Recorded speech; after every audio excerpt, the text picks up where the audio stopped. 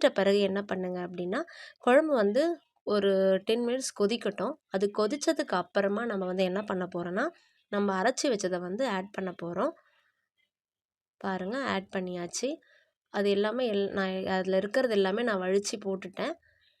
நீங்க வந்து அது கொஞ்சமா தண்ணியா இன்னும் குழம்பு கொஞ்சம் தண்ணியா வேணும் அப்படின்னா, நீங்க இதிலேயே கொஞ்சமா தண்ணி ஊத்தி கூட நீங்க வந்து அதில ஊத்திடலாம். நான் வந்து எனக்கு குழம்பு போதுன்றதால நான் கொஞ்சம் அத மட்டும் நான் போட்டிருக்கேன். நீங்க எப்படின்னு பார்த்துட்டு போடுங்க. அவ்வளோதாங்க. இது நல்லா வந்து நம்ம மிக்ஸ் பண்ணிக்கலாம். நீங்க பார்த்தீங்கன்னா, இதில வந்து நம்மளுக்கு ஆயில்லாம் ரொம்ப அதிகமா தேவைப்படாது.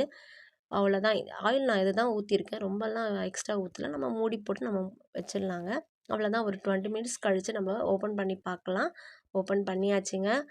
ரொம்ப வந்து வாசனையான முருங்கைக்காய் கோழி குழம்பு ரெடி ஆயிடுச்சுங்க. பாருங்க, நல்லா கொதிச்சு வந்துடுச்சு. இந்த ஸ்டேஜில நம்ம வந்து என்ன பண்ணலாம் அப்படின்னா, எப்படி இருக்கு? காரம், உப்பு அதுக்கப்புறமா வந்து எல்லாமே காயெல்லாம் வெந்திருக்கா அப்படின்னு பார்த்துடலாம். சிக்கன் ஆல்மோஸ்ட் வெந்துருச்சுங்க நல்லாவே. காய் நம்ம உருளைக்கிழங்கும், முருங்காய் போட்டிருக்கிறதால எப்படி இருக்குன்னு பார்க்கலாம். நல்லா வெந்துடுச்சுங்க. ரொம்ப சூப்பராங்க இருக்குங்க. இப்போ நீங்க அடுப்ப ஆஃப் பண்ணிடலாம். ஆஃப் பண்ணிவிட்டு இந்த ஸ்டேஜில் நம்ம என்ன பண்ண போறோம் அப்படின்னா, லாஸ்ட்டா நம்ம எடுத்து வச்சிருக்க அந்த மல்லி தழைய வந்து போட போறோங்க.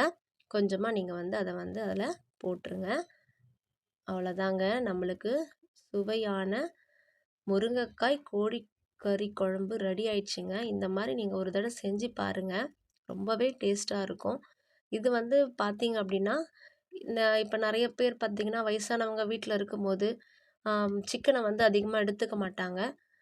அதுக்கு பதிலா நீங்க இந்த மாரி செஞ்சீங்கன்னா, அவங்க வந்து அந்த டேஸ்ட்டோட சேர்த்து அந்த முருங்கைக்காயும் நல்லா வச்சு சாப்பிடுவாங்க. பாருங்க நம்மளுடைய குழம்பு ரொம்பவே சூப்பரா ரெடி ஆயிடுச்சுங்க. நீங்க எப்படின்னு இருக்குன்னு பார்த்துட்டு எனக்கு கமெண்ட்ல சொல்லுங்க.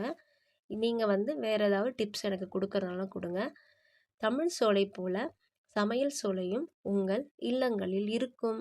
நன்றி.